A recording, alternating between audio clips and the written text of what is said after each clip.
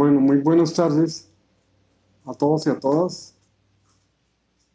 Como saben, el desarrollo de este curso diplomado que tiene programado la Universidad del Cauca y el Instituto Corpaz, y por invitación de los profesores Axel Rojas y Silvia Monroy, especialmente Silvia, amiga mía que trabaja conmigo en el Centro de Memoria Histórica, yo les propuse la siguiente conferencia y ellos me lo aceptaron, en la que expongo y hago una síntesis de la experiencia acumulada durante 25 o 30 años trabajando con las dinámicas temporales y espaciales del conflicto armado.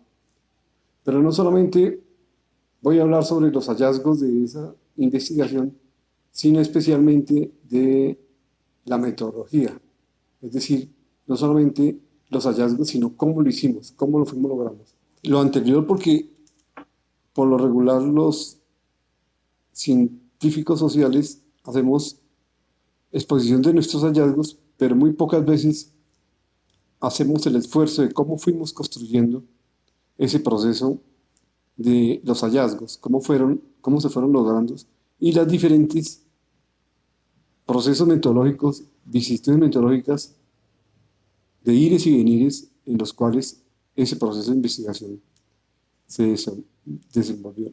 Buena parte de este trabajo, de esta experiencia, fue desarrollada en el Centro de Investigación y Educación Popular en el CINES, donde trabajé 20 años, pero también hace parte del trabajo acumulado en el Centro Nacional de Memoria Histórica, donde fui relator del libro sobre los grupos armados por demolición, es decir, los grupos nacidos después de la negociación con las Autodefensas Unidas de Colombia en el gobierno de Álvaro Uribe, y el balance sobre el paramilitarismo.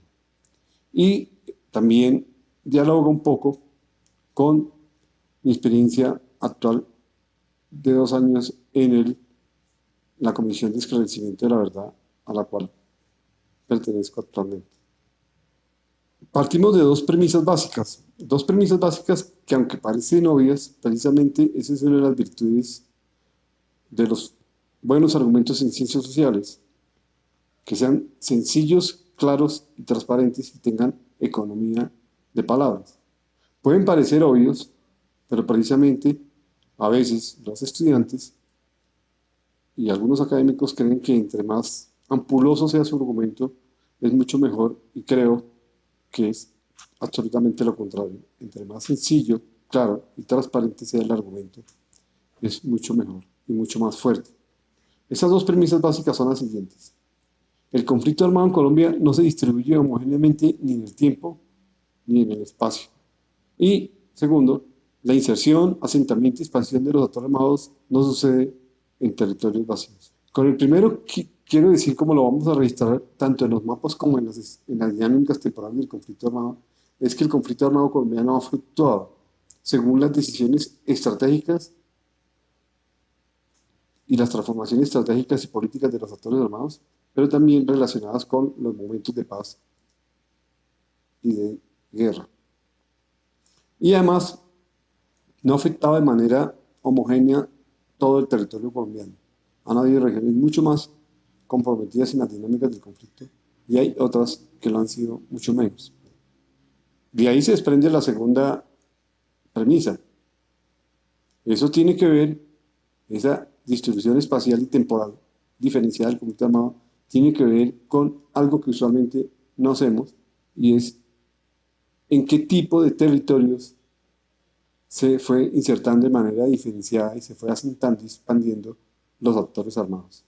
Es decir, es necesario, como vamos a ver más adelante, mirar la geografía física, la geografía social y la geografía humana de esos territorios, que son en buena medida los que explican, o las condiciones estructurales que explican, la inserción del conflicto armado y de los actores armados en estos territorios. Para desarrollar esas dos premisas básicas, voy a hacerlo de la siguiente manera. En primer lugar, voy a partir de los datos. Voy a presentar unos mapas donde presento la geografía del conflicto armado en Colombia, no, 1990-2010. Y con base en ese material empírico, vamos a mirar lo que es un esbozo para una explicación espacial y territorial del conflicto armado en dos cosas que tienen que ver con lo espacial, en las escalas de análisis y en la construcción de una tipología de las regiones afectadas por el conflicto armado. Hago énfasis en que son dos dimensiones de lo espacial, las escalas y las regiones afectadas y la tipología de las regiones afectadas por el conflicto. ¿En qué están relacionadas esas dos dimensiones? En que usualmente construimos tipologías, hacemos análisis de las dinámicas territoriales del conflicto, pero son regiones autocontenidas, que se explican por sí mismas, como una unidad en sí misma, y lo que hemos encontrado es que, además de la tipología de las regiones, de la caracterización, del análisis de las dinámicas particulares de cada uno de los territorios, también es importante mirar las escalas, es decir, la relación que esos territorios tienen con lo nacional, con lo territorial, con lo local e incluso, ¿por qué no decirlo?, con lo global, que es muy importante. ¿Cómo se hizo esto? Para llegar a esas dos relaciones, lo empírico y después ese esbozo conceptual de escalas y territorios, lo hicimos en tres dimensiones a partir, en buena medida, de la experiencia del trabajo en el cine. Un diálogo con la teoría, el trabajo de campo, el acompañamiento de intervención y la revisión de la bibliografía secundaria y los datos estadísticos. Quiero enfatizar en esta parte porque por lo regular en ciencias sociales encontramos énfasis que son un poco perjudiciales. O hay trabajos demasiado teóricos que hacen una exposición teórica, si bien importante, pero en sí misma, la teoría por sí misma, validada por sí misma, es una discusión teórica a veces muy abstracta, pero que no dialoga con el trabajo de campo, con el acompañamiento y con la intervención. Es decir, esto se hizo, hay que decirlo, tanto en el contexto del CINET, que es una ONG que vela por los derechos humanos, la paz y el acompañamiento de las comunidades, y allí teníamos no solamente trabajo de campo para fines de investigación, sino para fines de acompañamiento e intervención social. Quiero resaltar esto porque es una forma de relacionar la teoría con la intervención social. Eso no obsta también para que, obviamente, hayamos hecho una revisión de la bibliografía secundaria, una revisión exhaustiva de la bibliografía secundaria y otra cosa que es importante, que por lo regular se construyen ciencias sociales como metodologías diferentes, para mí son complementarias, y es que el trabajo de campo es contradictorio con el uso intensivo de estadísticas y ciertamente no lo es. Hay datos estadísticos, hay dinámicas, hay tendencias estadísticas del conflicto armado que le permiten a uno mejorar el trabajo de campo, mejorar las entrevistas, mejorar los énfasis y los focos de análisis. Y al contrario, el trabajo de campo permite mirar los datos estadísticos más allá de lo estrictamente numérico o cualitativo.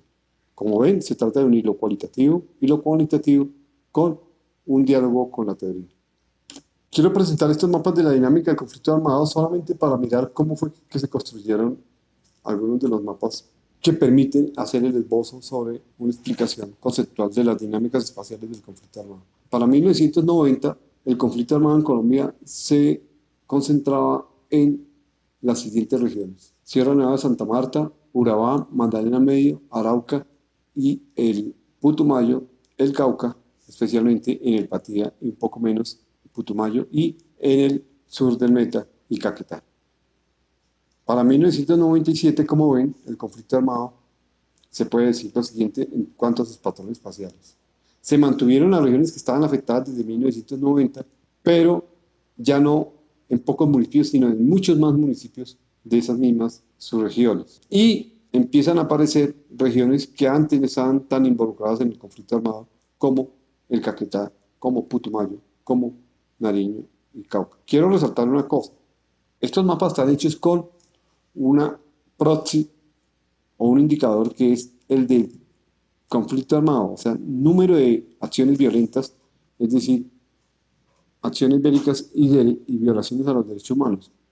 Pero no habla de otra cosa que vamos a discutir después, que es la presencia, la inserción y el control de los grupos armados. Fíjense como, por ejemplo, en el mapa de 1990, si nos atuviéramos a este mapa, en el sur del Caquetá y en el norte del Meta no habría conflicto.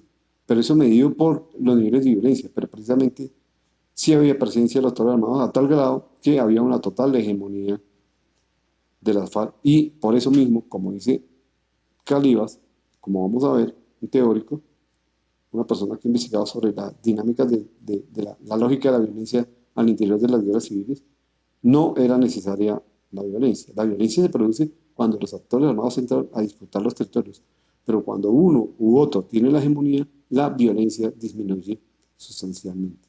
Durante este periodo el conflicto armado pasó de las zonas de presencia histórica de los grupos armados, en su mayoría zonas de colonización campesina, hacia regiones más integradas al mercado nacional y a la sociedad política nacional. Lo anterior por el cambio de las divisiones estratégicas de las FARC en 1993 y la respuesta de los paritales tras la conformación de las AOC en 1997. Para este periodo se iniciaba la conformación de dos corredores estratégicos. El primero, que atraviesa el país de occidente a oriente y que abarca las regiones ubicadas en los límites de la frontera agraria interna entre el Caribe y la región andina. Y segundo, se conocía las FARC en la Amazonía y en la Orinoquía. Estos dos corredores son los que concentran y donde está aglomerado el conflicto armado colombiano, las dinámicas del conflicto armado.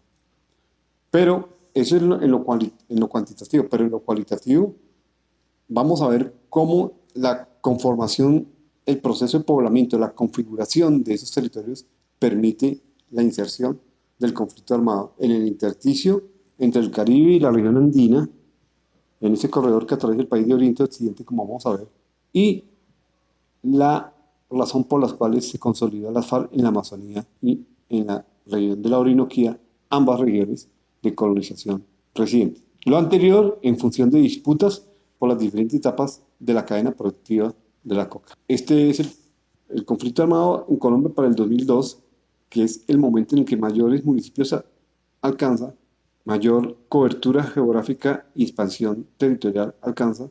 Siguen teniendo las mismas regiones, pero ahora ya se insinuaba en ese momento el proceso actual, incluso después de la demolición de las AOC y después de la desmovilización de las FARC, que es su consolidación en las zonas de frontera, en el Pacífico Nariñense, el Andén, en el Pacífico Nariñense, en el Chocó, en el Catatumbo, en Arauca y en la Orinoquía y la Antilla.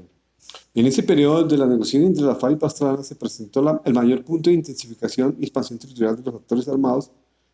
Por eso se consolidan los corredores estratégicos y se conforman un nuevo en función de las dinámicas nacionales de la guerra.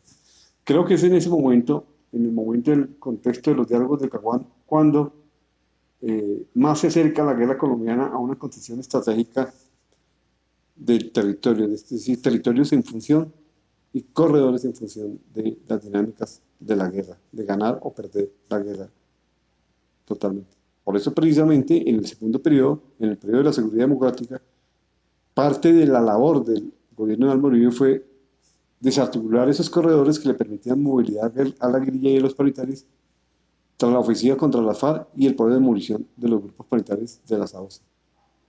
Y se produce lo que se ha denominado la marginalización territorial del conflicto armado hacia sus zonas de presencia histórica, tanto guerrillera como parital, y a nuevas zonas de frontera agrícola abierta, en la mayoría de los casos, sustentada en la colusión cocarera y, valga decirlo, más recientemente en la minería ilegal. Fíjense que actualmente siguen siendo estos territorios, los territorios donde se mantienen las dinámicas de las economías legales, donde el conflicto armado colombiano, incluso aún después de la negociación con las AOC y el actual proceso de implementación de los diálogos del Caguán, de los diálogos con las FARC y del acuerdo con las FARC en La Habana en el 2016, se mantienen estos mismos territorios. Pero como vieron, esos eran los mapas cualitativos, es decir, los anteriores basados en estadísticas. Había que dar un salto, que es cómo construir unos mapas cualitativos del conflicto armado, unos mapas que lograran mirar lo cuantitativo, pero también lo cualitativo. Encontrábamos, como ven, regiones afectadas por el conflicto armado, es decir, aglomeración, digo en el sentido de clúster de municipios con intensidad alta y media del conflicto armado. Pero también había una suma de regiones afectadas por el conflicto armado. Y eso nos permitió construir el concepto de macroregiones y corredores estratégicos, que es decir, la continuidad de regiones afectadas por el conflicto armado. Es decir, había suma de regiones afectadas por el conflicto armado, pero esas regiones eran contiguas y vecinas, y eso nos permitió construir el concepto de macroregiones y corredores estratégicos afectados por el conflicto armado. Si miramos sistemáticamente los mapas, agrandándose o expandiéndose, el conflicto armado se ha mantenido en las siguientes regiones y aún se mantiene en las siguientes regiones. En la Sierra Nevada de Santa Marta, en los Montes de María, en el Atrato, en el Urabá, en el sur de Córdoba, en el nordeste, en el Bajo Cauca, en el sur del Cesar y en el Catatumbo. Como ven, ese corredor es un corredor que atraviesa el país de oriente a occidente y queda exactamente en el intersticio entre la zona andina y la zona caribe. De relativo poblamiento, una zona de colonización en vía de cerrarse y prácticamente, por ejemplo, para el caso de Magdalena Media, los intersticios de sus respectivos departamentos. Y el otro corredor donde se consolidó las FARC es el corredor del Piedemonte y la Orinoquía y la Amazonía a espaldas de Bogotá en desarrollo de sus decisiones estratégicas para la guerra. En ese momento de los diálogos del Caguán, cuando el conflicto armado alcanzó su mayor intensidad cuantitativa y mayor expansión territorial, además eran las siguientes regiones más afectadas por el conflicto armado. De norte a sur, Sierra Nevada de Santa Marta, Montes de María, el Atrato, el eje bananero, el sur de Córdoba y el Nuevo Paramillo, el nordeste antioqueño, el Bajo Cauca, el sur de Bolívar, el sur de Cesar y el Catatumbo. Fíjense que todas estas regiones son vecinas y contiguas, al menos las últimas, y es un corredor que atraviesa el país de oriente a occidente y es exactamente, no por casualidad, es el intersticio, el límite, la zona fronteriza entre la región andina y la región caribe, todas caracterizadas por zonas de colonización, problemas agrarios graves y precaria presencia del Estado. El otro corredor que se consolidó en ese momento es el corredor estratégico que construyó las FARC en el Piedemonte y la Cordillera Oriental, ¿cierto? En desarrollo de sus planes estratégicos de toma del poder. Pero desde allí también se empezaron a consolidar otros corredores. Desde el Caguán, las FARC reactivó la guerra en el sur del Tolima, en Pradera y Florida, y para salir al Pacífico a través del cañón del río Naya, para traficar cocas por armas. Y asimismo se consolidó y se insinuó el corredor que va desde la Putumayo hacia la Amazonía y el Pacífico nariñense, donde ya se insinuaba el problema que aún persiste hoy, y es el clúster cocalero que se conformó en el Pacífico nariñense a raíz de la integración vertical y horizontal de la cadena productiva de la coca, que aún está siendo hoy disputada por los diferentes grupos armados. Fíjense que no es por casualidad que sea el Pacífico nariñense, el Catatumbo, donde aún a pesar de dos polos de negociación, uno con los OCE y otro actual de acuerdo de paz con la FARC, se mantengan las dinámicas del conflicto armado. Pero es importante describir con mayor detalle cómo fuimos construyendo la metodología para tratar de dar cuenta de las dinámicas espaciales y territoriales del conflicto armado, y especialmente por qué el conflicto armado afectaba de manera diferenciada diferentes territorios de nuestro país. En primer lugar, como les dije, en cuanto que se trataba de una labor al interior de una ONG y al interior del Centro de Memoria, era importante construir procesos de fortalecimiento de las comunidades y de intervención. No solamente se trataba de investigación, sino también de intervención y acción.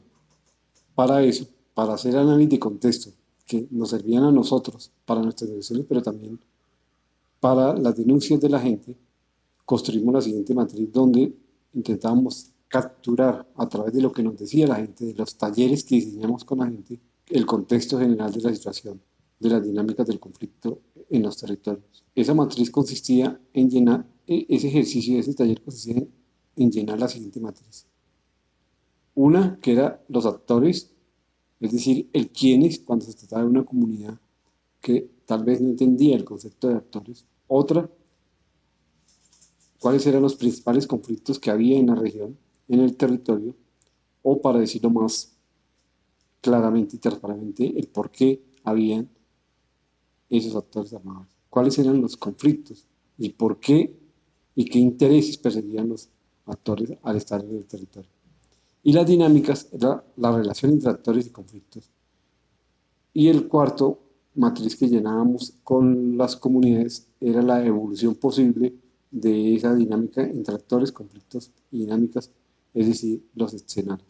Era como tener una fotografía del conflicto armado. Esto lo hacíamos en talleres donde la gente llenaba estas cuatro dimensiones.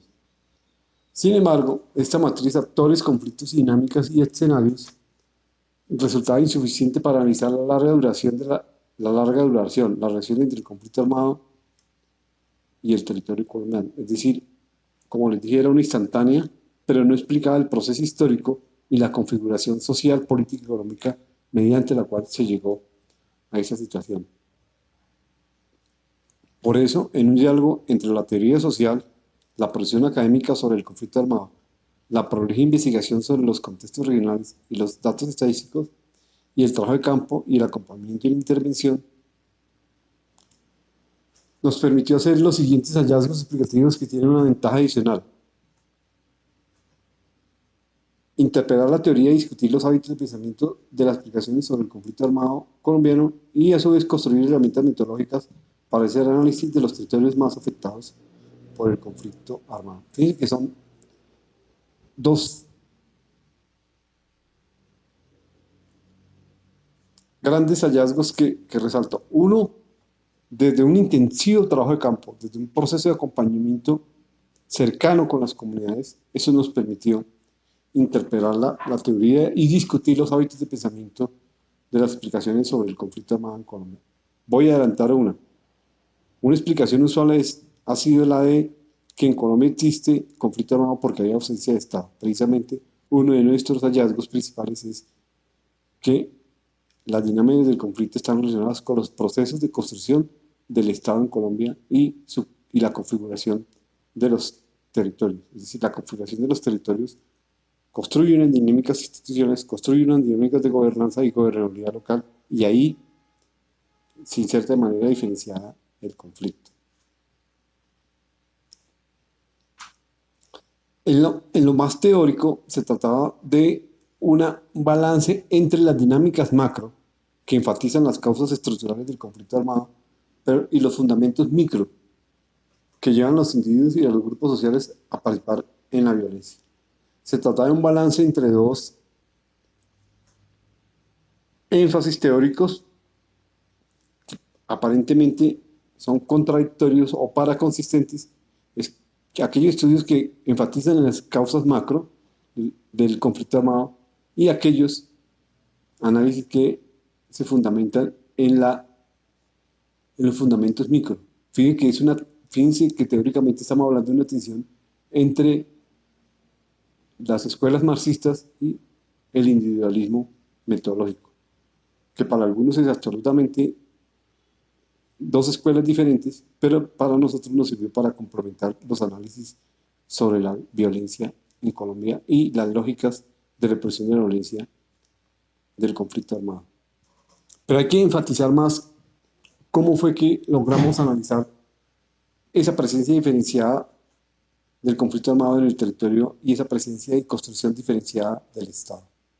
Para eso había que hacer en el plano estructural factores de largo plazo, que son el poblamiento y la conformación espacial. ¿Cómo se conformó el territorio?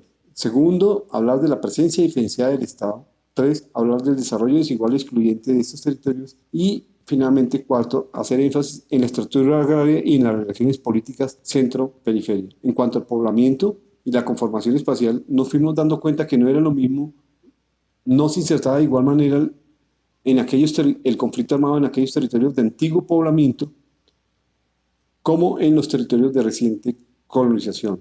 Y ahí distinguimos en los territorios de reciente colonización aquellas regiones cuyo proceso de colonización estaba en vía de cerrarse y aquellos procesos de colonización cuyas fronteras aún están abiertas. La presencia del Estado en estos territorios es diferente y asimismo el desarrollo desigual y excluyente de estos territorios. En todos estos también era importante la estructura agraria de esas regiones.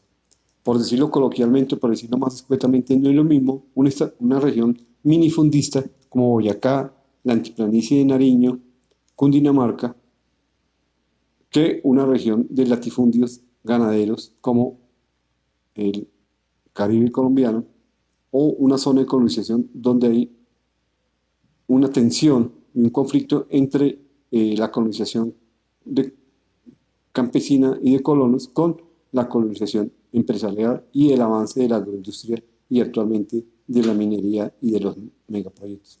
Estamos hablando que es fundamental entender en los procesos de estructura agraria y de tenencia y acceso a la tierra y de uso de la tierra para entender las posibilidades de inserción o no de los diferentes actores armados.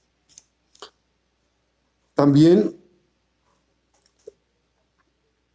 fuimos depurando la siguiente matriz que nos permitió hacer análisis de las dinámicas del conflicto armado. Sin duda, se puede decir que el conflicto armado tenía una lógica política, porque todos los actores armados tenían unos objetivos políticos. Para alcanzar esos objetivos políticos, los actores armados tenían que desplegar un accionar militar violento y había que tener una lógica económica, es decir, una economía de la guerra, que se llama.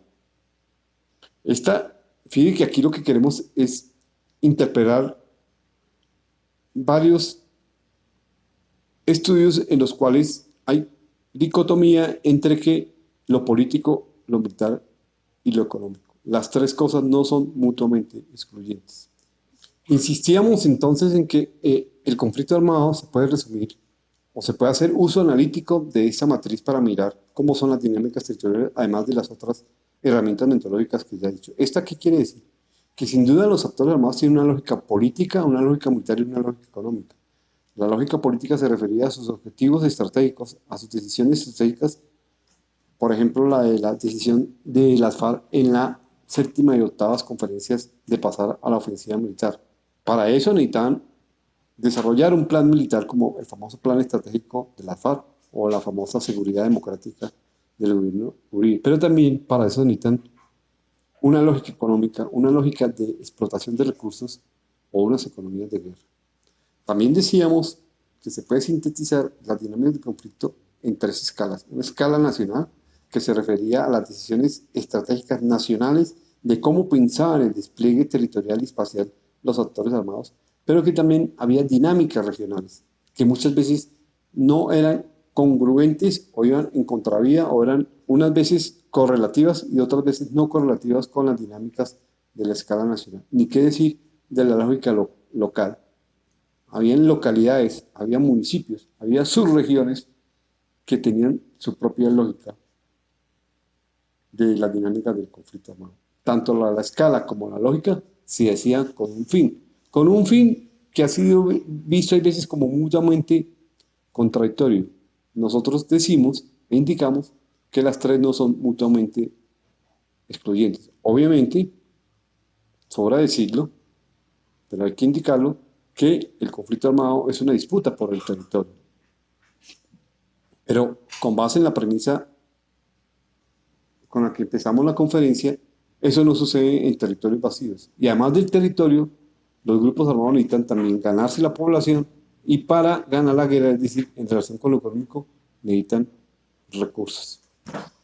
Pero toda esta matriz va transformándose. Por ejemplo, hay hechos que suceden en el territorio, pero que el hecho que suceda en el territorio no quiere decir que estén mirados, atados a las dinámicas regionales y locales o a las dinámicas políticas. Hay otros hechos que tienen más relación con lo puramente militar y donde lo económico es absolutamente secundario. Eso está relacionado con el control del territorio de la población y los recursos. Doy ejemplo. La casi obsesión del gobierno de Álvaro Uribe y, y que heredó Juan Manuel Santos por dar de baja a Alfonso Cano en el cañón de las Hermosas en la parte alta de la cordillera central en el Tolima y en el Cauca, no tenían una lógica regional, no estaban atados a la dinámica regional de la guerra. La gente no estaba relacionada con problemas locales, económicos, políticos, con conflictos. Era simple y sencillamente una lógica militar en un contexto de escala nacional. No así, por ejemplo, la disputa por la economía de la coca que desataron las FARC, los paramilitares, en muchas de regiones de la Orinoquía, donde sí estaba atado el conflicto a las dinámicas regional y local y económica. En unos de esas lógicas es importante el control de la población, en otros es secundario el control del territorio y en otros es mucho más importante el control de los recursos. Pero eso es lo que les invito es a mirar qué hecho se encaja de cada una de estas lógicas. Como ven, pueden ver, son 1, 2, 3, 4, 5, 6, 7, 8, 9 posibles combinaciones. Y la permutación, para hablar estadísticamente de esas combinaciones, son múltiples. Eso nos permitió mirar lo de las escalas de análisis. El país para ese momento se podía diferenciar dos grandes regiones, el noroccidente del país, y aún creo que es importante tenerlo en cuenta, caracterizado por una frontera agraria en vía de cerrarse y, lo más importante, un concepto que nos inspiró Norbert Elias, era una sociedad jerarquizada y sedimentada y económica y socialmente definida. Es decir, estoy hablando de el grado de penetración, de control y orden social que tenía la hacienda y el latifundio ganadero en el Caribe colombiano. Y allí había una mayor interdependencia entre el centro y la periferia, o para decirlo de otra manera, las élites costeñas tenían mayor capacidad de agencia frente al centro, casi que a veces incluso no agencia, sino capacidad de veto. Fíjense que casi que asimétricamente la situación del suroriente del país es todo lo contrario, es una frontera agraria abierta, es una organización social aún horizontal y allí existe una menor interdependencia entre el centro y la periferia, es decir, la capacidad en el plano y en el campo político de los sectores subalternos y incluso de las élites de estas regiones para influir en las decisiones de escala nacional son muy pocas. Es decir, me refiero a una escala macrorregional que divide el país en dos grandes regiones a partir de los elementos ya señalados, y donde ha tenido lugar la conformación de corredores estratégicos compuestos por una aglomeración de municipios y regiones que comparten condiciones estructurales más o menos similares y que comunican gran parte del país, donde lo que está en juego es la proyección nacional de los grupos armados. Pero también había, en términos de escala, una escala regional que tiene que ver con las dinámicas regionales de las conflictividades, y no solamente el conflicto armado colombiano, sino de las conflictividades políticas, sociales y económicas de esa región, de esa subregión. Primero, tiene que ver con la inserción precaria y el desarrollo desigual de las regiones. Es decir, me refiero a una escala intermedia o interregional donde la disputa se da principalmente alrededor de las pretensiones de los grupos armados por apuntalar o no un tipo particular de desarrollo, de suerte que la guerrilla asedia los modelos de desarrollo vigentes en las regiones, mientras que los paramilitares y la fuerza pública lo que busca es el apuntalamiento de dicho modelo. Pero también hay una escala más pequeña, que es la escala local. Me refiero a la dicotomía que hay en muchas regiones de Colombia entre lo urbano, entre las cabeceras municipales y sus respectivas zonas rurales en muchos municipios. Me refiero a una escala micro municipal que replica la lógica intermedia de apuntamiento o asedio a nivel regional. Pero a escala local, por lo que se hace más compleja, es allí donde tienen lugar y se concretan las disputas de los grupos armados por las adhesiones de la población, la revolución de la vida social y o la intervención política del Estado central. Y es allí donde yo creo que es fundamental hacer los estudios de las órdenes sociales que han venido construyendo los grupos armados. Una cosa que hemos venido insistiendo desde el Centro de Memoria, pero también ahora en la Comisión de Verdad, es énfasis en que los actores armados también construyeron órdenes sociales. Y esos órdenes sociales, la mejor manera de estudiarlos es en la escala local, en la regulación y en la gobernanza local que los actores armados construyeron en diferentes territorios del país. Para repetir, si se acuerdan, habíamos dicho que teníamos tres cosas: presencia del Estado, desarrollo económico y nivel de inserción y juego local político entre ese territorio y la escala nacional. Las tres cosas: el desarrollo económico, las diferentes escalas de la dinámica política, es decir, y lo que llamamos con normalidad la sedimentación y jerarquización de esas sociedades, nos permitió construir la siguiente tipología de las regiones afectadas por el conflicto. Primero, territorios de retaguardia y orden paraestatal o contraestatal, que son aquellos territorios donde los grupos armados han logrado insertarse de manera efectiva en el territorio y donde la dimensión conflicto es parte de su estructuración como identidad y sociedad regional. Y allí su integración al mercado y a la política nacional es precaria.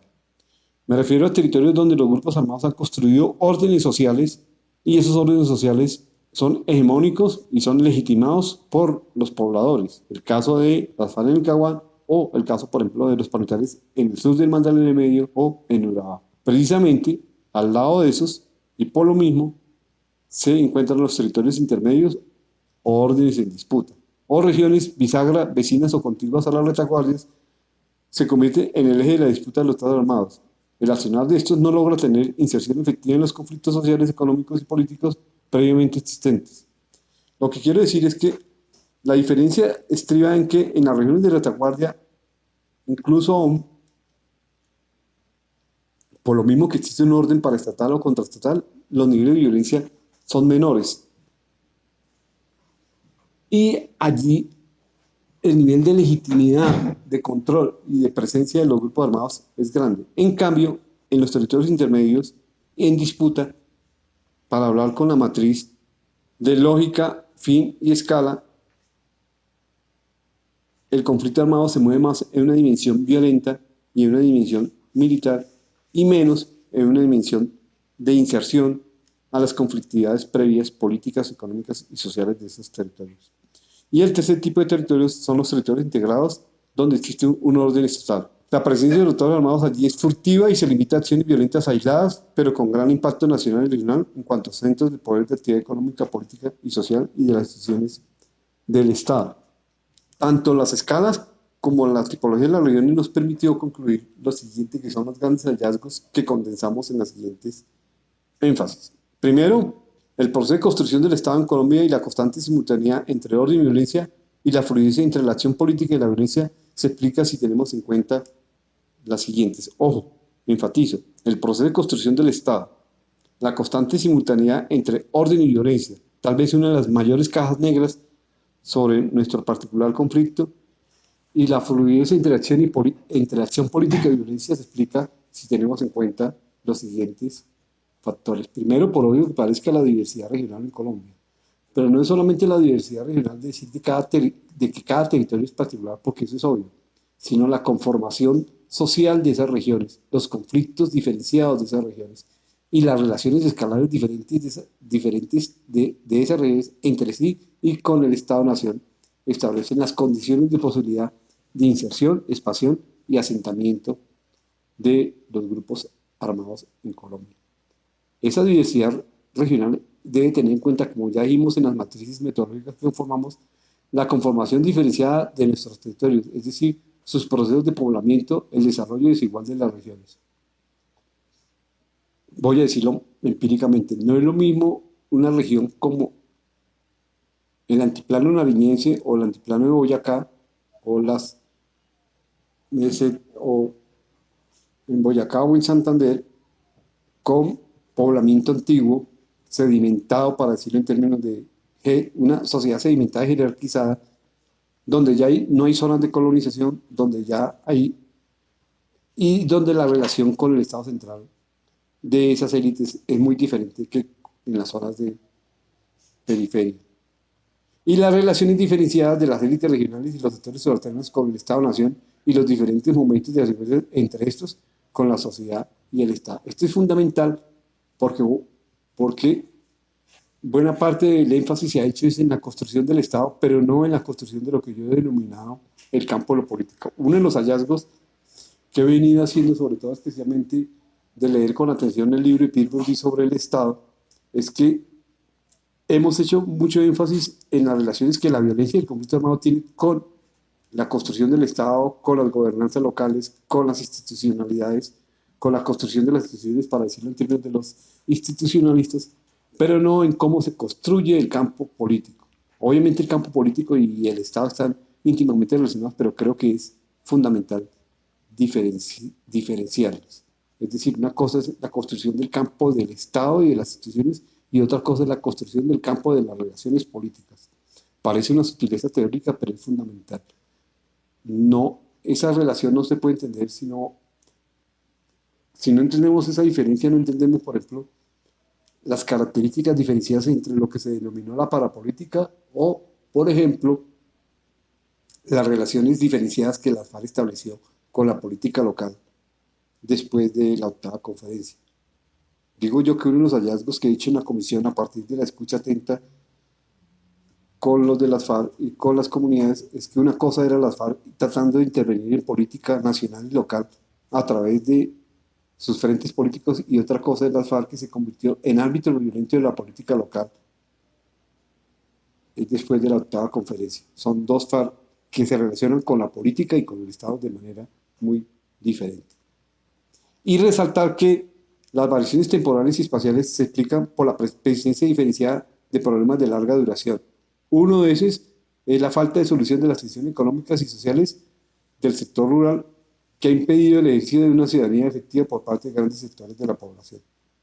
No por casualidad, es el primer punto de la promesa que eran los acuerdos de La Habana, cosa que no se pudo hacer, cosa que fue absolutamente escamoteada y escatimada por el proceso de implementación del acuerdo, del cual en el punto agrario ya casi no queda absolutamente nada. Y en el ámbito político las causas radican en los problemas de inacabados de construcción estatal que se expresa en una presencia diferenciada de las instituciones del Estado y en una articulación de las regiones y localidades por medio de poderes regionales previamente establecidos. Fíjense cómo la presencia del Estado en Colombia, como muy bien dice Fernán González y Daniel Pecó y Marco Palacios, una de las particularidades del caso colombiano es que primero, como fuertes identidades nacionales, fueron los partidos tradicionales, liberal y conservador, que daban una identidad nacional.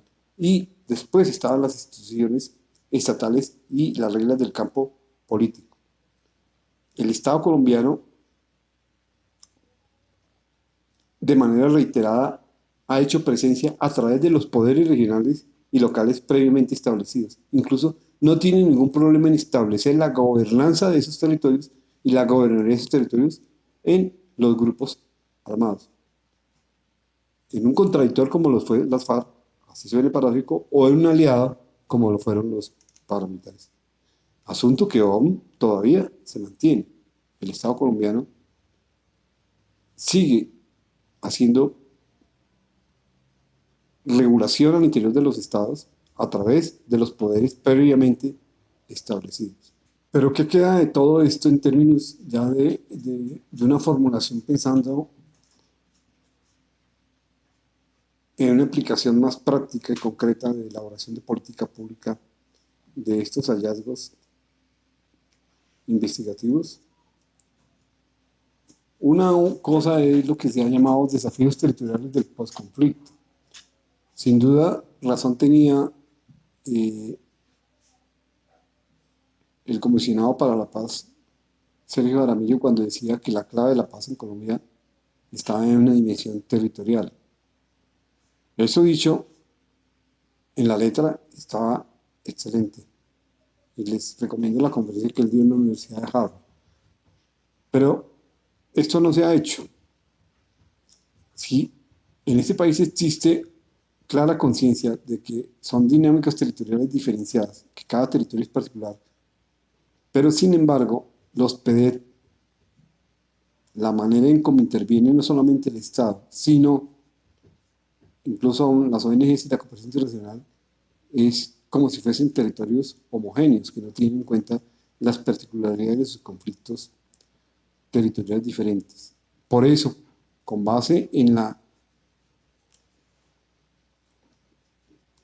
tipología de territorios afectados por el conflicto, valga recordar, aquellos donde hay hegemonía de un grupo armado, aquellos que están en disputa y aquellos donde el Estado ha alcanzado un gran nivel de inserción y de gobernanza, hicimos esta propuesta de los desafíos territoriales del conflicto. Allí donde el Estado ha logrado un orden estatal y son territorios integrados, se trataba de lograr una opinión pública y una legitimación del proceso de paz. No por casualidad fue allí donde, en buena medida, en esos territorios más integrados fue que ganó el no en el plebiscito.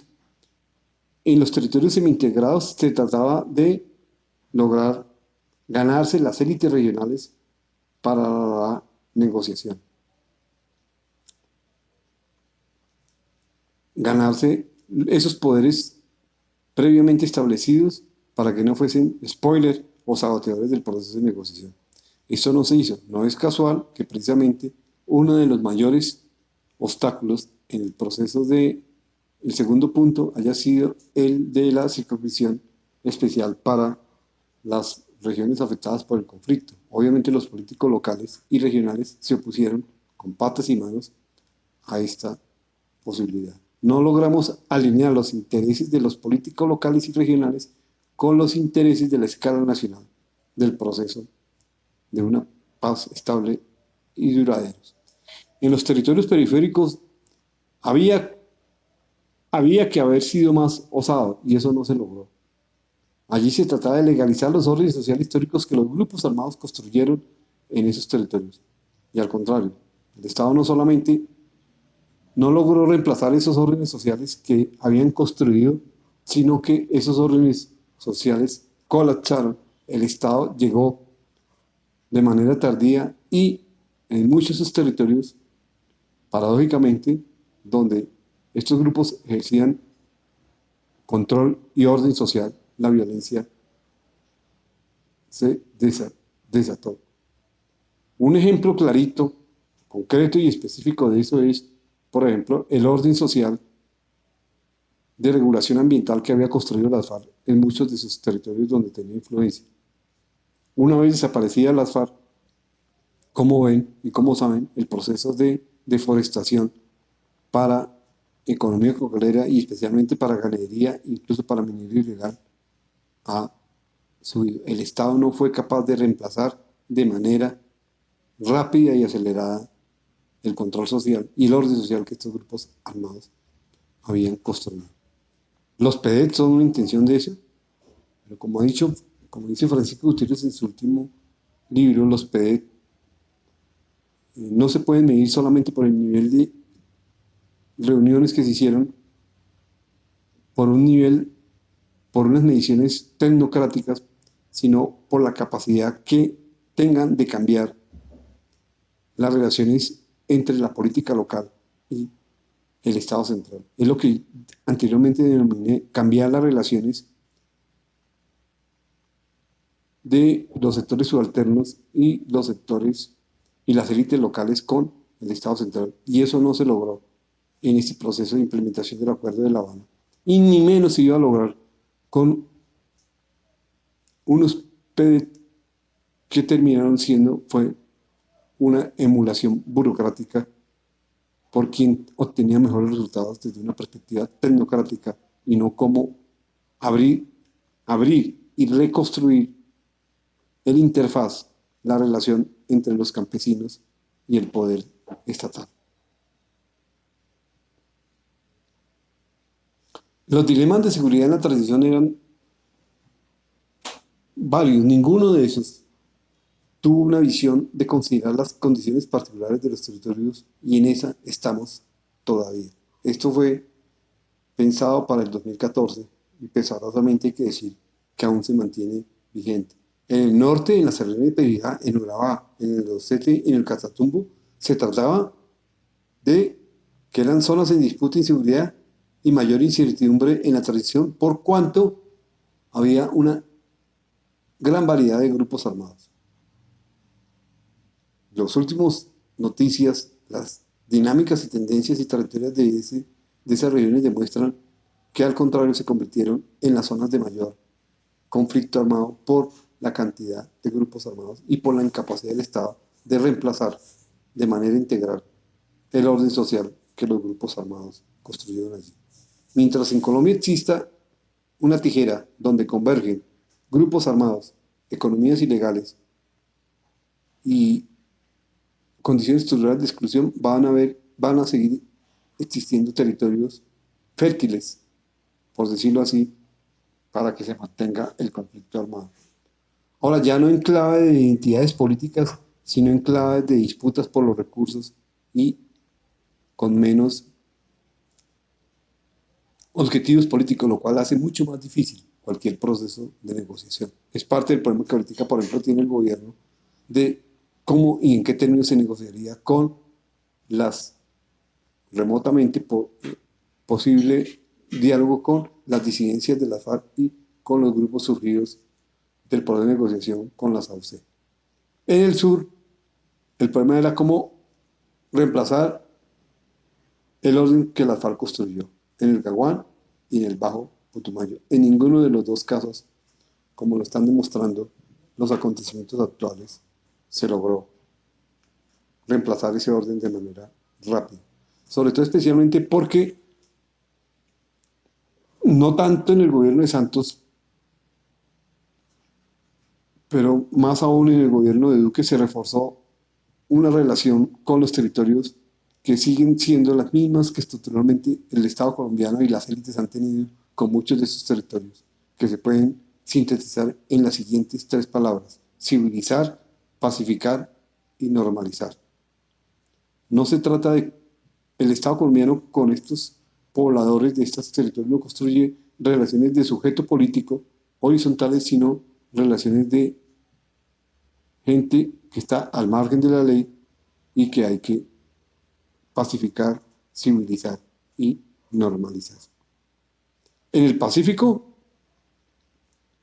sin duda, la disputa por las economías ilegales tiene las mayores posibilidades de disidencias, tanto de las FARC como de los grupos surgidos del poder de negociación con las AUC. Ahí está, que es actualmente, por ejemplo, en el Pacífico Caucano y en el Cauca y en Nariño, donde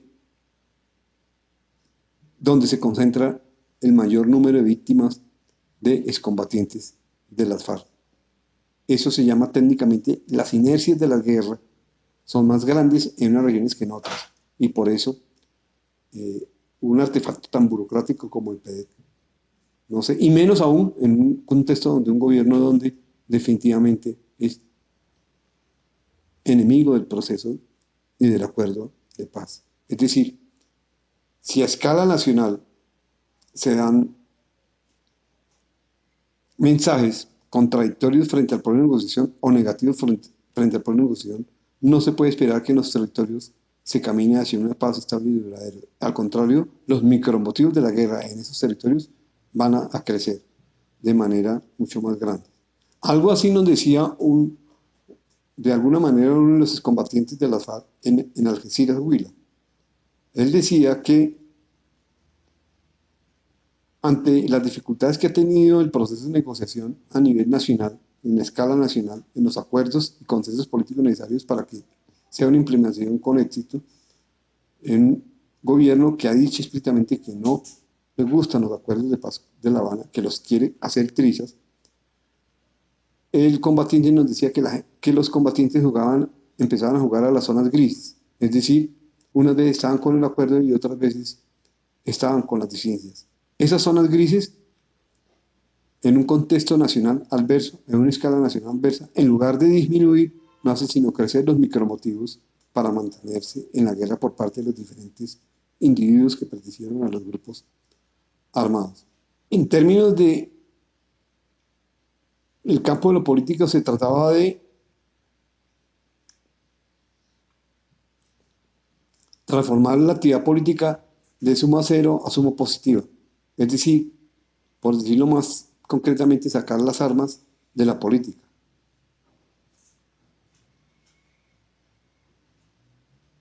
Y lo otro que fue importante es mirar cómo se lograban disminuir al mínimo posible los legados originales y adicionales de la FARC.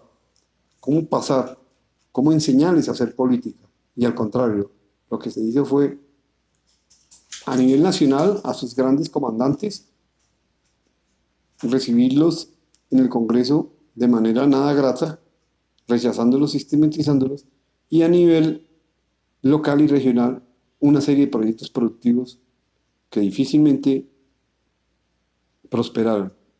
Incluso aún se puede decir que en la misma manera en como, por ejemplo, el gobierno de Santos aprestó las zonas de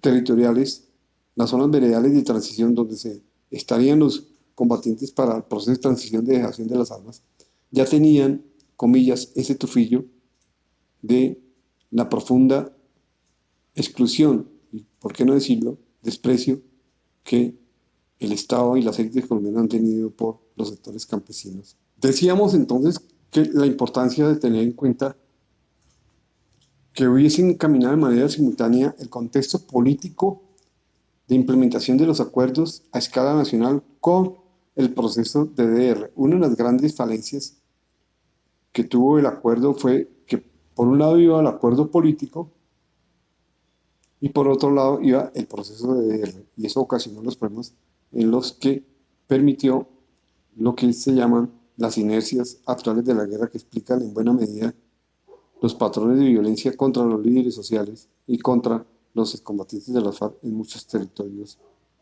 del país. En síntesis, lo que hemos hecho para concluir es mostrar varias cosas. Una, mirar, para recapitular, miramos cómo se ha comportado empíricamente, espacial y territorialmente el conflicto armado. Después miramos cómo a partir de eso, y en un diálogo entre la teoría, el trabajo de campo y las estadísticas, construir un esbozo conceptual de las dinámicas espaciales del conflicto armado que tenía un problema de escalas y un problema de tipología de los territorios. Y mirar eso, qué implicaciones tuvo y tiene en el proceso de la construcción de lo que podamos hacer en favor de la paz a nivel territorial. Todo eso acompañado de los diferentes instrumentos metodológicos como las matrices que les mostré, la matriz de lógicas territoriales, lógicas escalares y disputa por recursos, territorio y población. También interpelamos el concepto de ausencia de Estado como explicación del conflicto armado. También interpelamos la necesidad de interpelamos para enfatizar la necesidad de diferenciar entre el campo político y el campo estatal en la dinámica de violencia en Colombia, pero especialmente en la configuración y el poblamiento diferencial de los territorios que determina diferentes formas de expansión y de desenlaces del conflicto armado colombiano. Muchas gracias.